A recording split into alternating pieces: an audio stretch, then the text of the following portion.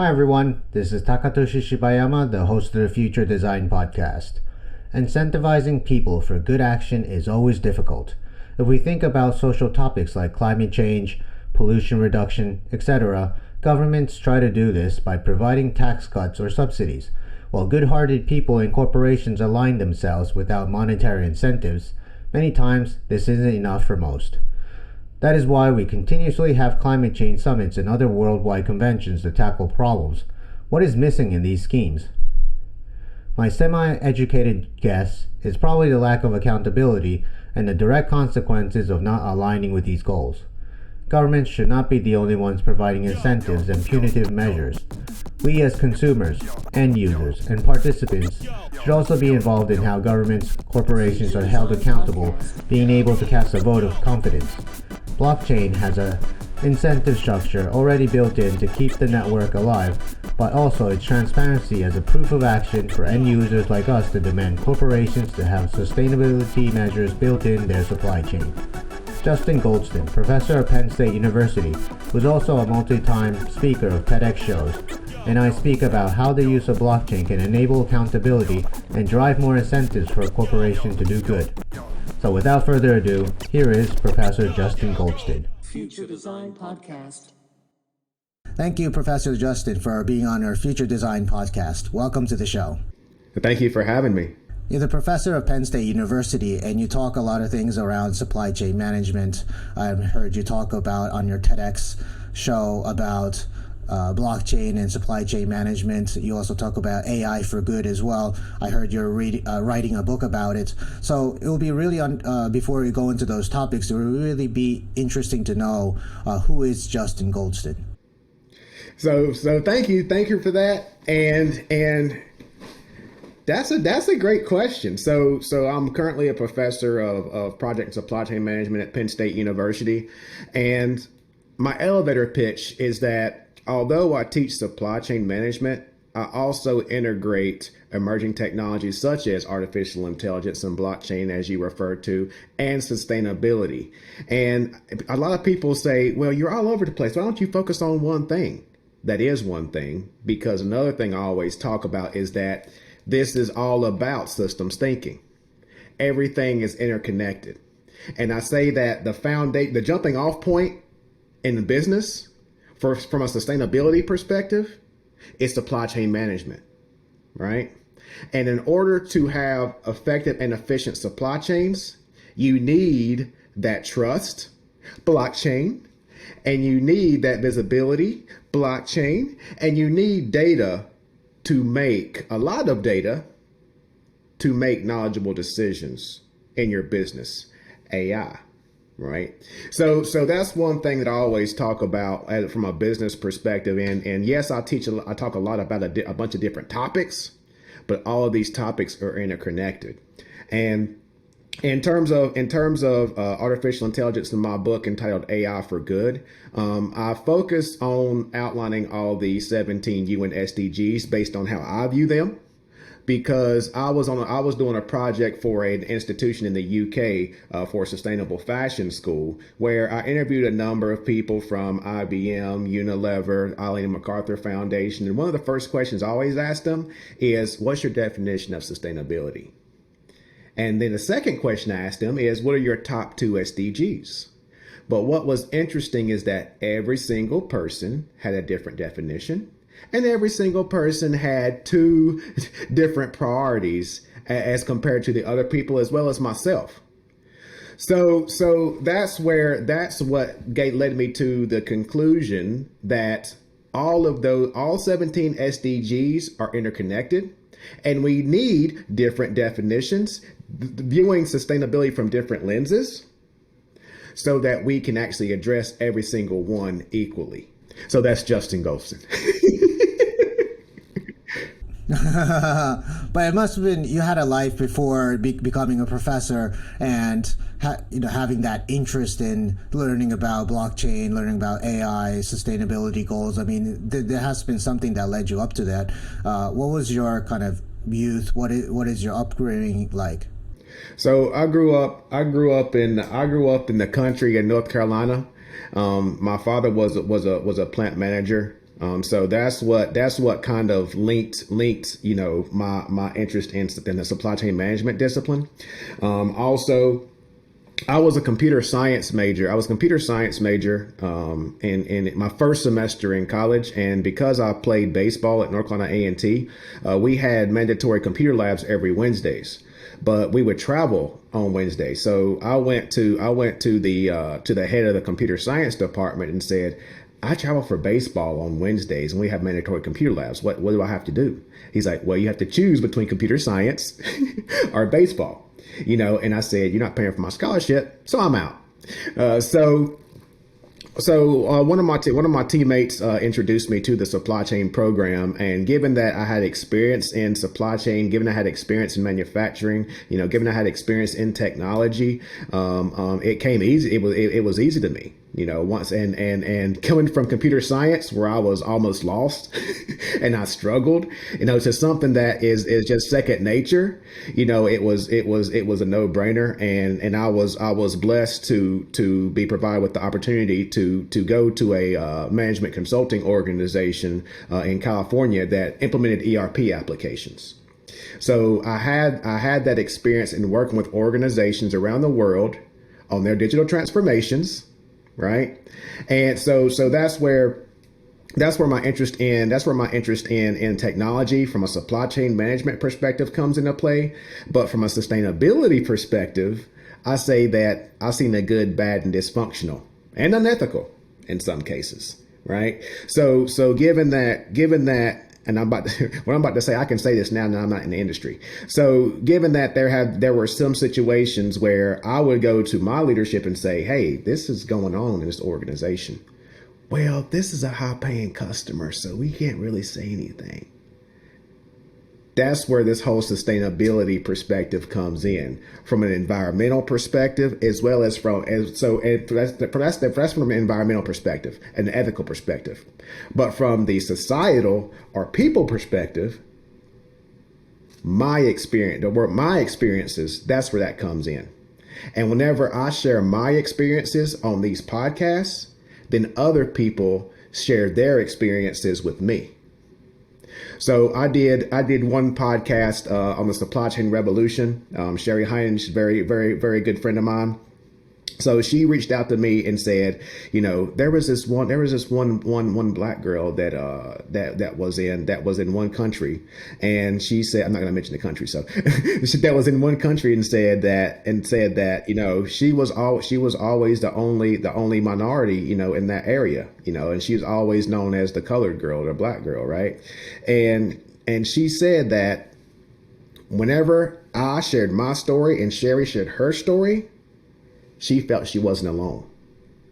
She's like, two people that are authorities in this space that I work in, right?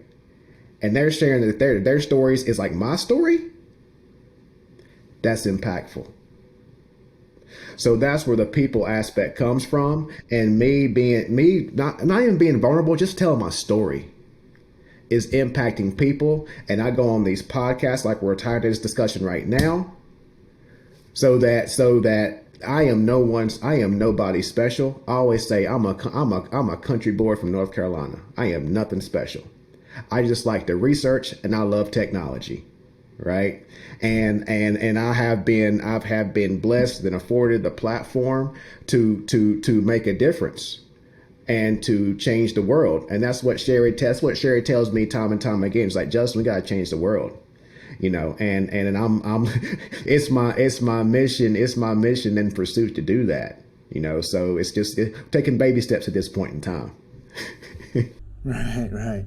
Nice. And so supply chain management is some areas that I really think about as well, because I used to do enterprise blockchain solutions, and I really thought that aside from the financial sector, the supply chain management was a great place to start with blockchain technology. But at the same time, if you don't have all the value chains inside that supply chain management system that you're building out with blockchain, it doesn't really mean anything, right? So if you only have one company tracing all the stuff from the sources, and you got freight loaders, you got the ports and all that stuff in that value chain, great, but like, what about the other companies are actually sourcing the same thing from that same location and sending it to Walmart or some other places? I mean, if you don't have everybody kind of on that, it doesn't really make a huge difference in our societal change. And what do you think about this?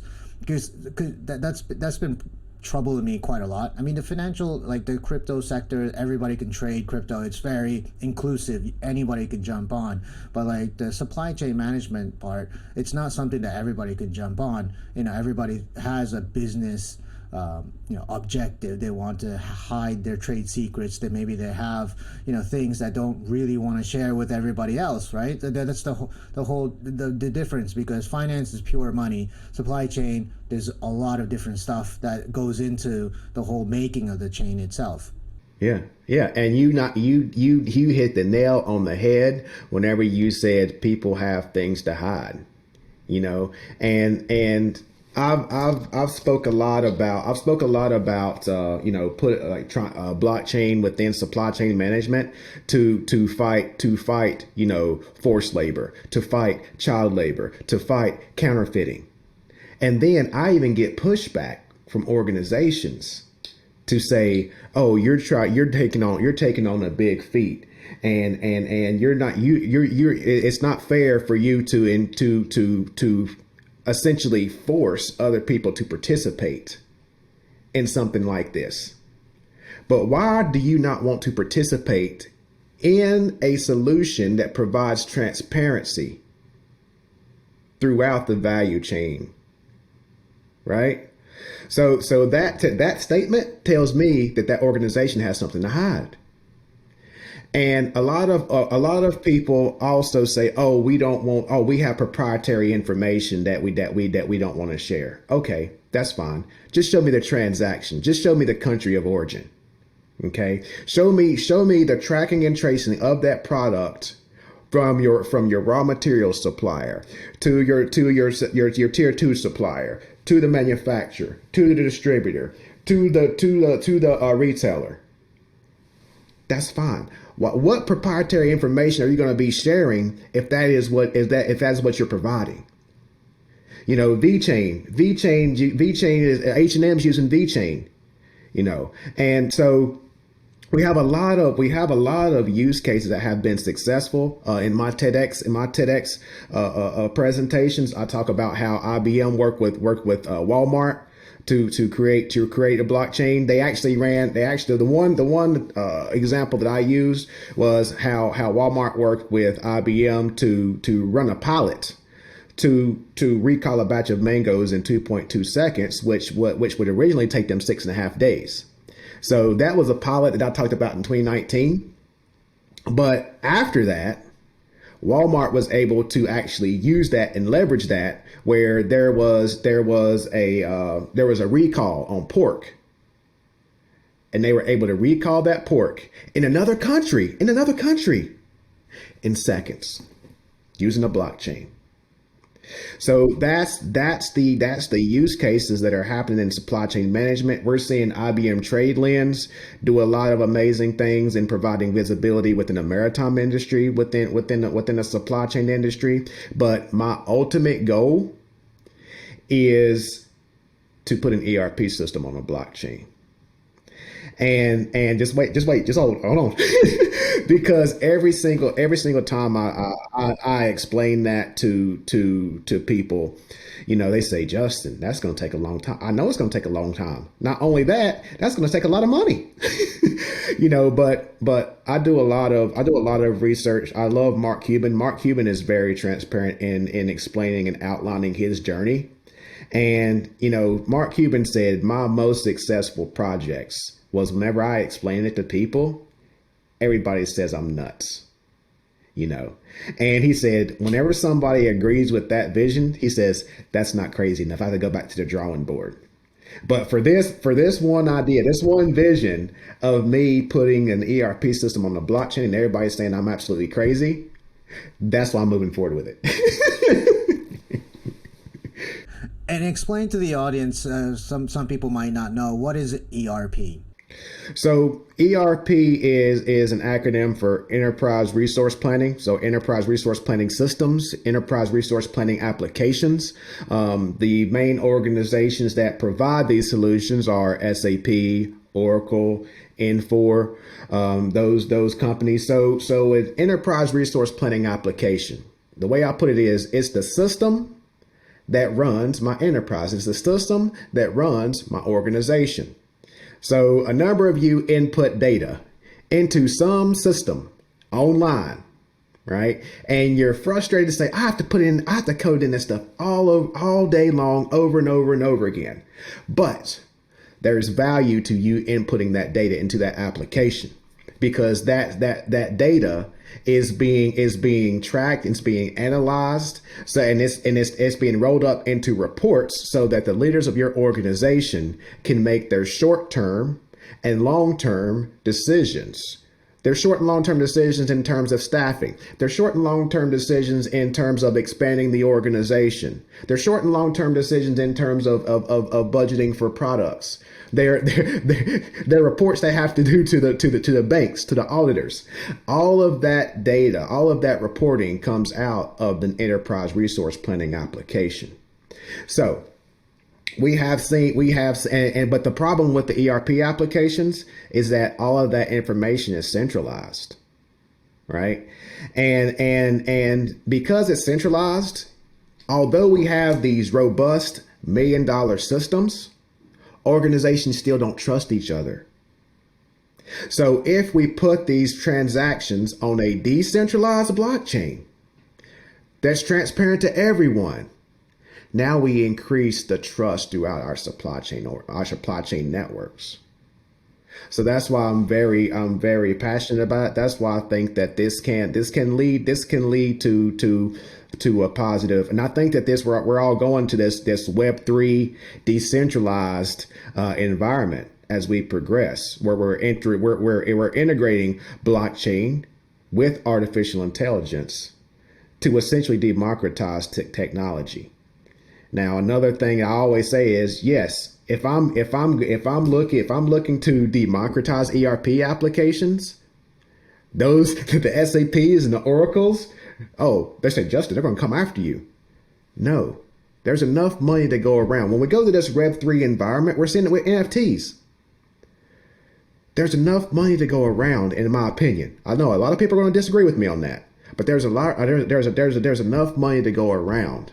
And another one of my TED Talks, I talk about how these solutions are going to create this sharing economy, right? And create opportunities for so many people that do not have opportunities now. Like I said, if you look at the non-fungible token space, you're seeing a lot of undiscovered artists that are now being discovered and are now receiving what they have been owed for years and years.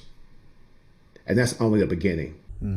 Yeah, there's so many to unpack right there, but let me go back to the supply chain part. So, let me play the devil's advocate here. So, there's a lot of saying in the blockchain industry saying that if there's garbage going in, then, there's only garbage going out, right? So let's say you're an enterprise. And I'll give you an example. I was watching Channel News Asia, which is kind of like the national news agency that reports about global news basically in Singapore, and I was watching a mine in India, and it's not really a mine, it's like a field with a lot of people who are just living around the forest, and they were digging up mica. It's kind of like these minerals that you use for supercomputers, self-driving cars, cosmetics. I mean, China and Japan are like the largest importers of mica from these Indian villages. And there's only a handful of villages that actually produce these things. And it goes into every single cosmetics products out there. So these people or these companies don't really want to know where it's actually coming from, because all these people are actually illegal workers. They could be children. These are very desolate places with people who have nothing else but to dig these, and they can't farm, they don't have industries, so this is the only thing that they have. And they can't send their children to school, and the prices of these things keeps going down and down, and they can't even afford their daily necessities. Now, people are using cosmetics products or are looking to drive self-driving cars from these people who are actually creating these things, right? Or digging these things up. So how do you enforce let's say a middleman in India who's sourcing all these things from illegal sources and then sending it on to the supply chain, but they're not going to be the one saying, "Oh, I've exploited these people, so I'm just going to write this down in the ERPs or whatever it is." I'm sure they don't even have a system to even put those things down. So how do you make sure that the end or the manufacturer of these companies make sure that all this information is actually properly written down on as data? So you make an excellent point in that, you know, in the centralized ERP world, yeah, I can just say, yeah, it comes from this supplier. But in some scenarios like that, technology is not going to resolve that. That's going to take people. Right. It's going to take organizations to ensure audits, you know, to instill audits, to instill these regulations in place, to put certification processes in place, to ensure that these materials are coming from ethical sources. Now, if they don't, there is a big reputational risk for these organizations. And we saw that with Apple, where Apple used contract manufacturer Foxconn, you know, and Foxconn was having their employees sign suicide pledges, and they were putting suicide nets outside of the campuses and things like that. And Apple caught a lot of heat for that. You know, that's a reputational risk. You know, I'm an Apple user, and I want Apple to do better as well. Right. So, but that is still a mark on Apple as an organization, you know, and Apple is so massive that they're able to fix the problem, if you will, for the lack of a better term. Right. But if you have a small $10 million organization that's working with these villages, they're using unethical practices. And now you have someone from that village who has access to Twitter, to Facebook, to YouTube, and starts publishing this. That's a big problem for a small $10 million organization. Right. So there's a lot of reputational risk to acting unethically. And that's where corporate social responsibility, I call it social responsibility, because the term corporate social responsibility says that only billion-dollar Fortune 500 companies can make a positive change. No, it's everyone's responsibility to make a positive change. It's the individuals in that village to report this, to make a positive change, right? And that's where I talk a lot about citizen scientists in my book. And citizen scientists are essentially every single person on the planet. You know, so you don't have to have a PhD to research and to report data. If you can collect data and you can report data and you make that data transparent to everyone, you're a scientist. Darwin didn't have a PhD, right? There were so many people that were citizen scientists that you read about in the history books.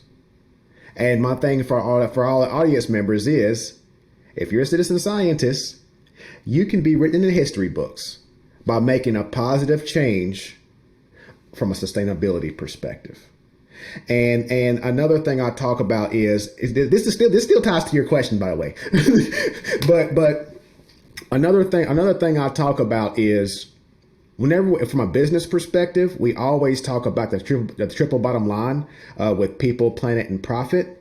But you're going to see an emergence to the quadruple bottom line, where you're going to include a fourth P of purpose for organizations. So whenever an organization begins the company, you're going to see Gen Zs and millennials to say, okay, their 3 Ps are good, but what's their purpose? Why did they start this company? Right? Why did Apple start the company? It's totally different than why Patagonia started their company. Right? So based on what you stand for, based on what you believe in, that's whenever you're going to start seeing a shift in consumer behavior. Right? So going back to that question, if these companies are not publishing the source of their materials, then consumers are going to say, okay, why do I not know the source? Your competitors are showing the source, so I'm going to your competitors. And I often always get the pushback from the industry in that, well, I don't believe in sustainability. I don't believe in global warming. I don't believe in climate change. I said, but your consumers do. Your consumers do. And another discussion in that, where when we're talking about emerging technologies such as blockchain and artificial intelligence, I say that a lot of companies are investing in artificial intelligence right now. I said blockchain, yes, that's a few years away from adoption in the industry. But if you don't invest in artificial intelligence now, as I said previously in other conferences, you may get MySpaced, you may get Blockbuster. Right? You may get left behind by staying by this conventional thinking, this tunnel vision that has worked for you in the past. That's the past. We're now in the future. Right? And the future is transitioning, and it's transitioning very quickly. Right? So the same holds true from a sustainability perspective. People are going to start looking more and more into the organization's purpose, and they're going to start making their buying decisions based on that company's purpose. Gone are the days where I can just throw up a flashy mission and vision statement. Nobody really reads those. But whenever you start thinking about the quadruple bottom line and how it ties to the organization's social responsibility strategy, people are going to start making their buying decisions based on that. Does that make sense? I know that was a long answer. It already seems like a lot of millennials and even the Gen Zs are really looking at this purpose already.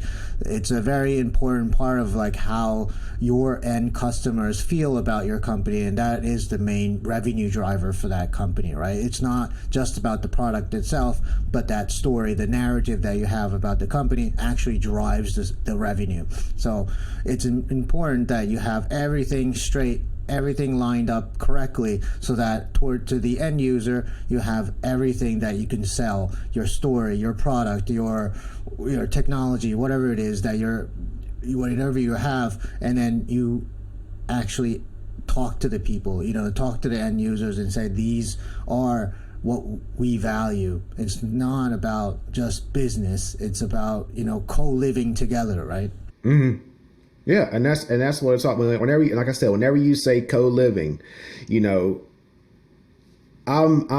doing quite a bit of work within the blockchain ecosystem, within the Polkadot ecosystem, and I have never experienced an environment like that co-living environment. So although organizations are creating a similar solution, so they're competitors, right? But they're collaborating and working together with each other on their solutions. I have this problem. Oh, let's figure it out. Because they have this understanding, they have this mindset, they have this culture, they have this movement where we're creating a sharing economy. We're democratizing so many things with this movement we're creating. And I am trying to think about how I can share that story and demonstrate how that can be transferable to the current state within the industry. Now that's a huge task. So for those in the technology industry, that would be, just imagine if Samsung and Apple were working together on a phone solution, or if SAP and Oracle were working together for an enterprise solution. That's what we're seeing within this blockchain industry. where Polkadot, for example, is working with the people from Ethereum to create solutions, to create a optimal, because everyone benefits. Everyone benefits. And even in the industry, if SAP and Oracle were working together and have this collaboration, everyone benefits. We've seen it in the US with FedEx and UPS. Although they are bitter rivals since the beginning, they said, we have a problem. We have to get this vaccine out to everyone in the United States. Let's put our competition and disagreements to the side, and let's work together, and let's get this vaccine out here. We can go back to competition later, but let's take care of this task at hand. From a sustainability perspective, it's the same exact thing. We have to take care. We have to put the profitability to the side. We have to put our competition to the side. And we have to say, how can we work together to create a more sustainable world? Because the UN said there's going to be 10 billion people in the world by 2050. And if we continue to operate the way in which we're operating, the earth may not be able to sustain it. So if we keep operating this way, there won't be any businesses. There won't be any methods for profitability. So that's why we have to make a change from a sustainability perspective. So that's why purpose, whenever you're making your buying decisions, is going to be very important. And I think you're going to see a shift because those people, those leaders, and this is just my thoughts. Those leaders with this conventional thinking, they're reaching retirement age, right? And you're going to see a lot of women. You're going to see a lot of millennials. You're going to see more minorities entering into those leadership roles, right? And one thing I typically share is that there was a survey that I seen on LinkedIn about a couple months ago, and it showed the top 5 countries that did the best in the pandemic, in controlling the pandemic. I think 4 to 5 were led by women. Now I said, these countries look familiar. So then I looked and said, okay, who are the top 10 most sustainable countries in the world? Same exact ones. So if that's any kind of indication of where we as the human race, not just in the US, not just in Singapore, globally, if that's any indication of where we should go and where we should be collaborating and communicating, we need to bring in more diverse leaders within an organization. Within our communities, within our associations, within our NGOs, within our governments. And I think if we do that, we can make a change. For sure. I think the baby boomers, or maybe even the kind of earlier Gen X's, I guess, that were exposed to this whole neoliberalism during the 80s and 90s and kind of gone beyond, found that, being so individualistic and very self-serving is quite empty, and I think I started to think that a lot of the people who are much younger, the Gen, I'm a Gen X, I get that, millennials get that, Gen Zs get that. I think that, they've seen all that kind of stuff happening to all over the world, where you have racism and bigotry and I think it's just pure individualism, right? It's just me kind of thing. Doesn't work anymore. And, everything has to come together. This whole blockchain movement didn't come out from the boomers. It didn't come out from the Gen X's. It actually came from the millennials, right?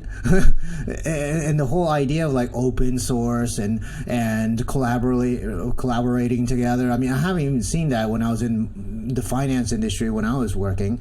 I dove into this blockchain crypto industry, and I found out a lot of these younger people are completely different from the people, the later generations, because these people kind of grew up in an environment when the whole economy was screwed up. You don't see that prosperity that your parents have seen. It's completely different now. So we've already moved on to the world where younger people are actually creating the narrative of this society now. It's not the Gen X's, it's not the boomers anymore. And once all these people kind of move out from the workforce and these guys are going to take over, I feel like, and maybe I'm being very positive about this, but I feel a lot more secure about where our countries or where human society is going, because they understand it. 1,000%. And I was laughing. I was laughing when you went through that, because we're the old heads in this blockchain space right now. Because if you look at the founders of these companies, look at Vitalik. I don't even know how old he is. I don't even know if he's 30 yet. I don't know how old he is, but I mean, these people, yeah, I mean, these founders are young. They're like under 30, and if Forbes did a 30 under 30, it'd be all blockchain founders. But one thing I do want to go back on is that, so I actually started in higher education at the Jack Welch Management Institute, and this was back whenever Jack was alive, and he was known as the CEO of the century, but he was also known as Neutron Jack because he fired a number of people during his time at GE. But GE was the most successful company in the world, but Jack. So we were still small whenever I was working there, but and we had like less than 100 faculty members. So Jack would come on and he would talk to the faculty members, and he would tell his story in that, yes, he was very successful, but what I got from him is that he went through a leadership evolution, if you will, where he started out as a transactional leader. If it didn't provide value, cut it out. Process or employee. Okay. But then once he retired, then he turned into a transformational leader. He was traveling the world, sharing his thoughts on leadership and on panel discussions and keynotes and things like that.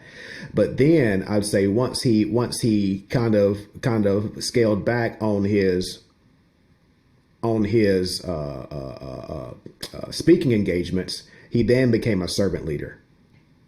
So he became a servant leader in that he said, here's the mistakes I made. They were good back then. It made the company a lot of money, but here's how I would have done them better. Right. And now he's looking at leaders of organizations and saying, how can I help you? So then I think that from a leadership perspective, that is evolutionary leadership. I think all of us go through that, right? We go from undergrad, we're focused on making money, right? We're focused on making money. So we have that transactional mindset, but then we reach success, and then we start speaking, we start doing podcasts and things like that. But then as we get older, then we say, okay, we now have to build the next generation. So then you go into this servant leadership mindset. So I think most of us all go through that. Right. And I just wanted to share that story because, like I said, Jack Welch was the most amazing individual I ever met. You could say that, because you see all these successful people, whether it's in sports, whether it's in business, and they put on a good facade, on social media and things like this. But then, you'll see them out in public and say, oh, stay away. Don't touch them. Don't look at them. Things like that. But no, Jack took a picture with every single faculty member at a faculty retreat whenever I started there. Amazing man.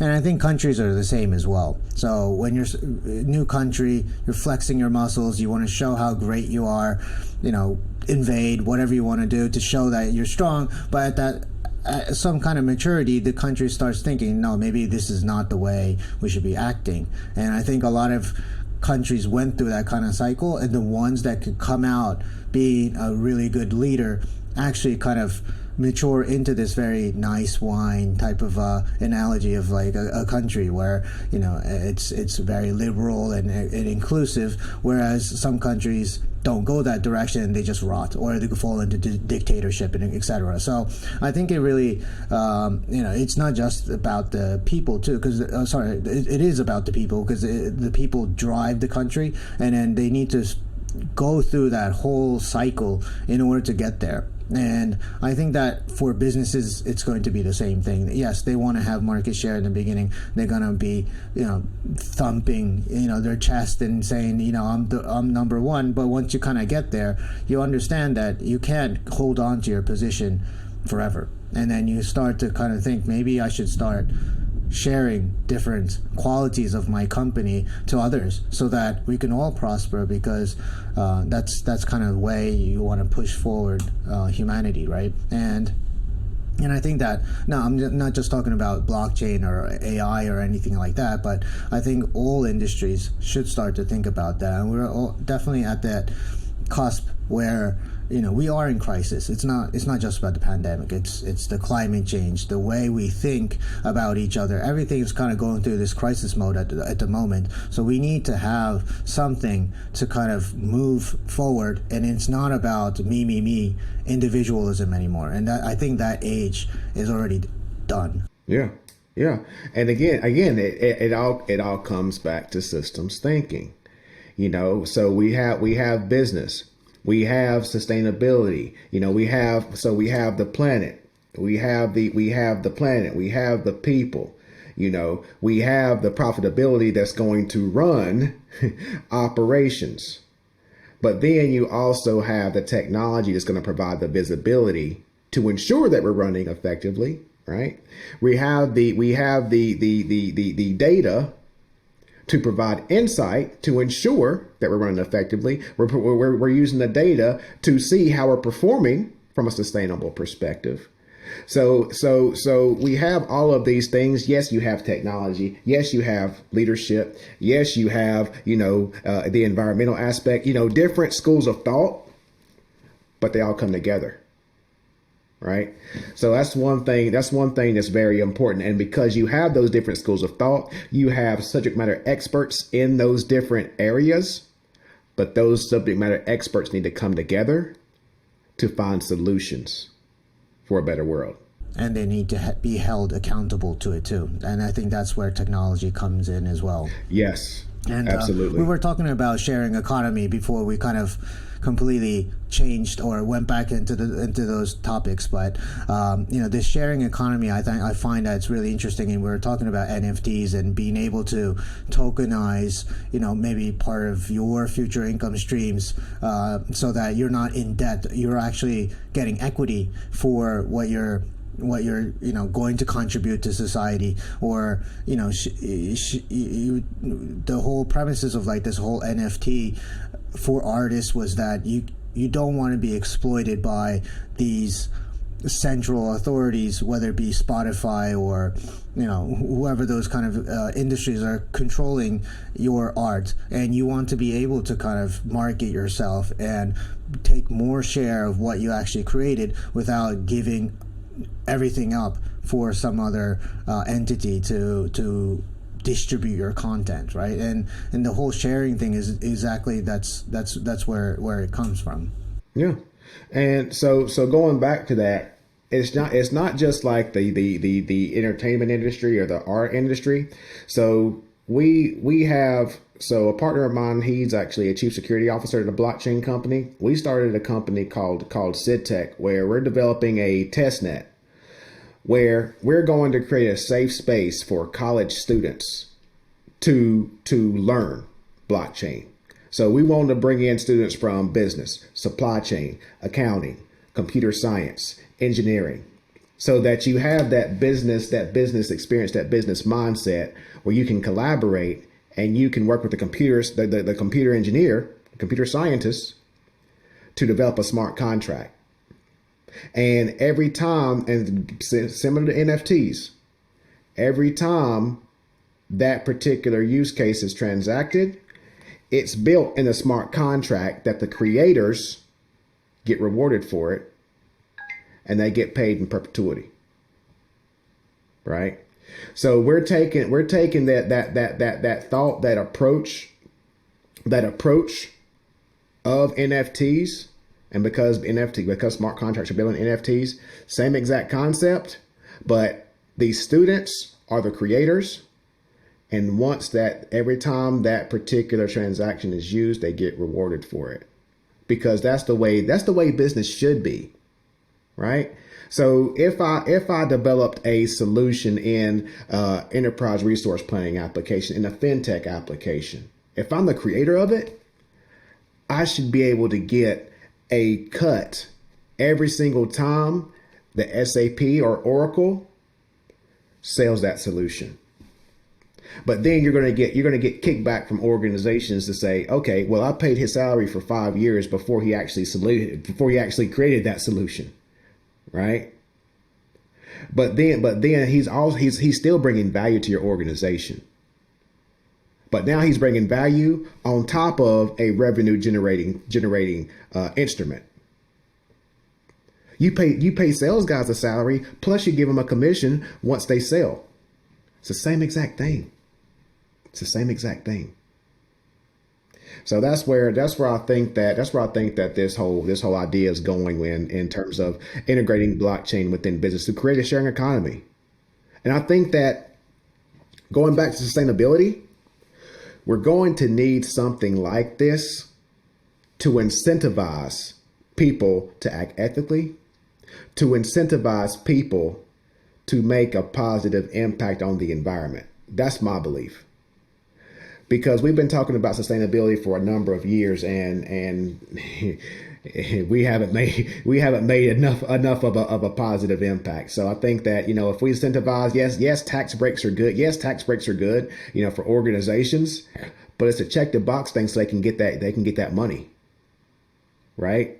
Or grants and things like that. It's a check the box thing, So I think if you incentivize and then you decentivize, if you get caught for just simply checking the box and going back to business as usual once you get incentivized, right? So you get slashed, if you will. So I think that if you create some type of model like that, I think that we'll make a better change. And you're seeing that within these metaverses, within blockchain. I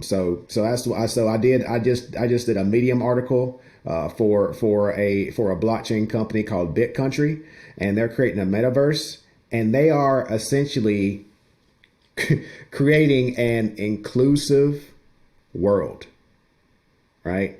Now, I don't know if you remember SimCity, and those applications back in the day, back when I was in elementary school, but we had these digital worlds. We had these digital worlds that we played for hours and hours and hours. And then you have Fortnite now, where these users are paying a lot of money and getting nothing in return. Right? These metaverses on a blockchain, you are going to be able to show off your NFTs, show off your art. Going back to what we talked about, we're able to create this sharing economy that we're referring to. And in that Medium article, you can just type in my name in Medium and it'll come up. We are creating worlds. We're creating actions. We're creating activities that will hopefully be transferable from this virtual world into the real world. And going back to the quadruple bottom line, whenever I interviewed Ray Liu, one of the co-founders for this solution, he shared his story, and it was evident that because of his experiences, as an individual from Chinese descent that moved to New Zealand, it was evident that he created this world for a reason, right? This world, this virtual world, this metaverse was he and Shannon's the other co-founder. It was their purpose. Their purpose is from their purpose, they created this metaverse that is inclusive and that is for everyone. And within this metaverse, you are able to innovate. You're able to be an entrepreneur. You're able to create opportunity no matter where you're from, no matter your background, no matter your social class. Everyone is equal. And that's the utopia that I envision, that I see in my lifetime. So if you get enough people in these worlds that are seeing this every single day, right? Every single day, maybe that's transferable to the real world. Because look at social media. They're seeing all this stuff on social media. So that's the reality that they try to live, that they try to emulate. So if we can do that within these metaverses, yeah, I'm not even a gamer. I'm not a gamer, and I'm excited about this because I see the social impact that can come out of these solutions, right? So if we do that, if we transfer that, if we explain it in that way, if we have people look through that type of lens, I think that these solutions on the blockchain make a huge impact. I think what the tokenizations of various things, whether it be NFTs or utility tokens, whatever they may be, has showed us that behavior incentivization is kind of what creates value. And I see that the punitive actions from governmental authorities actually doesn't do much justice, right? Because we've seen time and time again large corporations being penalized with a small fraction of their revenue and just wipe it off as, cost of business. And what these tokenization things can do is that they can completely decrease your value, completely decrease the value of your business and drive down your business, right? And if you can incentivize a lot of the end users of your company and to drive up the prices, whatever the tokens are or whatever they are, then that should show the real true purpose of your company through those behavior patterns of that company. And I find that it's going to be a much greater source of how you look at a company's true value, as opposed to whether it's share prices or the other methodologies that we look at companies in a traditional world. And I think that's a really interesting way that we can kind of create a new world by a very more egalitarian, meaning not being equal as a result, but being equal at the opportunity side for all the societies to be able to kind of uplift themselves out of this whole kind of idea that you're set back by color or your social status and all these things, because it really fundamentally has nothing to do with who you really are. And I find that this kind of new world, that whether it be that metaverse, or if you could bring that into reality, I am very positive that we can go towards this direction. We all share the kind of same mindset. And we spoke for quite a long time, so it's been a really wonderful discussion, but if you have any parting messages, I'd love to hear it. So whenever I have these discussions on the positive impacts on technology, on diversity and inclusion, on sustainability, I'm normally talking to people who get it, who understand it, right? Who are on the same side as I am. My goal, my key takeaway for people listening to this is to take the knowledge that you have and share it with the world so that we can all get on the same page. Because if we continue to operate business as usual, this pandemic that everyone's talking about, this is only the beginning, right? We're going to continue to see the melting of the polar ice caps due to climate change. And there are so many diseases locked up in those ice caps that we have no clue what can be unleashed. So we have to share this knowledge. We have to come together. We're all human. We all breathe. We all bleed the same. What makes one individual more important than the other, more valued than the other? What makes one country more valued than another? We're all human.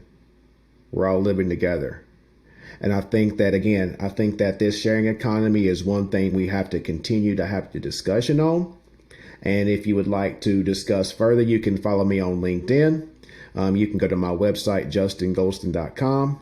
And then you could also go to SYDTech, SYDTEK.ai to see some of the universities that we're currently partnering with to develop this blockchain test net where